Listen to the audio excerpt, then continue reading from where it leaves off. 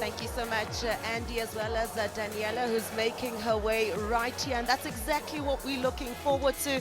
Another blockbuster of a match. Well, it does promise to be a blockbuster, which will see the University of the Western Cape take on the University of Pretoria.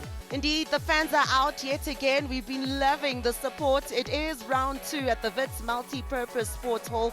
And boy, oh boy, Varsity Netball is indeed in full swing. A warm welcome to you all right here on your World of Champions. I mean, look at that, those cheeky passes. That's something they're going to need to be wary of, because that's how she plays, Kamagala Maseko. She'll keep you guessing throughout.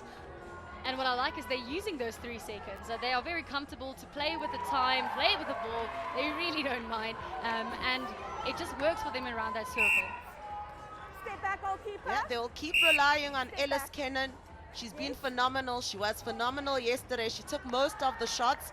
So Courtney Bear alongside Shani Peck will need to be creative in terms of just eliminating her. I guess that's exactly what they need.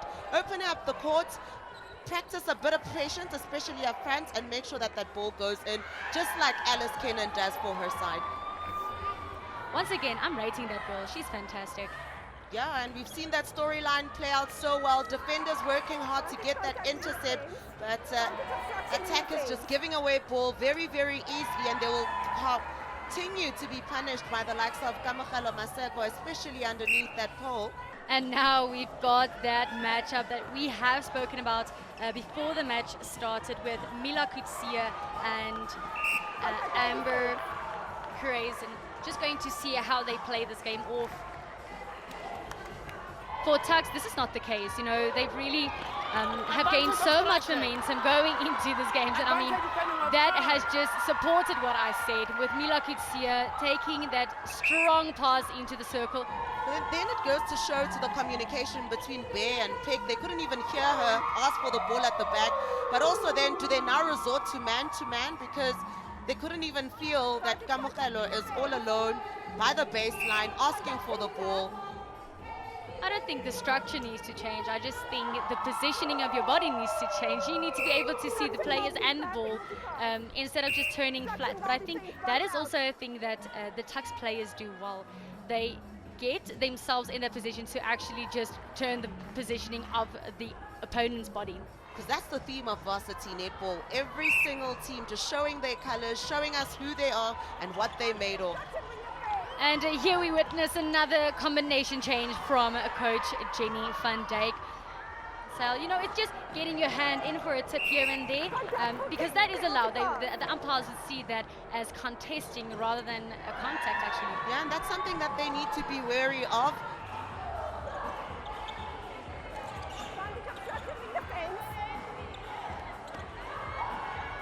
What a shot from Amber Marshall. And adding on to that, what I loved is, even though the combinations have changed, oh, such a great play to the top of the circle. That speaks about your timing. When you get that ball on the top of the circle, then you know you've got your timing right. I think they're really looking for that height, trying to stop Amber Marshall from getting a ball so easily. So that is why I think the introduction of Siobhan Hoffman into the goal position. Yeah, it's becoming too easy for UP Tuks. We're still waiting for that power play. And should the coach, Vanessa Lingefeld, not call for power play for UWC, the last 2 minutes will automatically be power play. Both these teams really coming out, putting everything they've got into the last quarter of this match.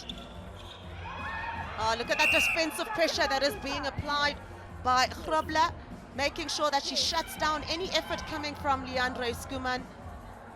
But Skuman able to overcome those challenges inside that shooting circle.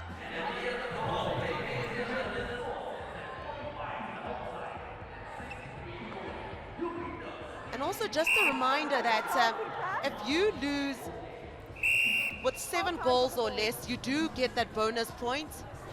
Yo, look at that. I'm so lost for words. UWC getting 7 attempts for power play. Well, for UWC, There are some positives to take from this, but they will look to improve in their next game, having lost 48-65 against UP Tuks.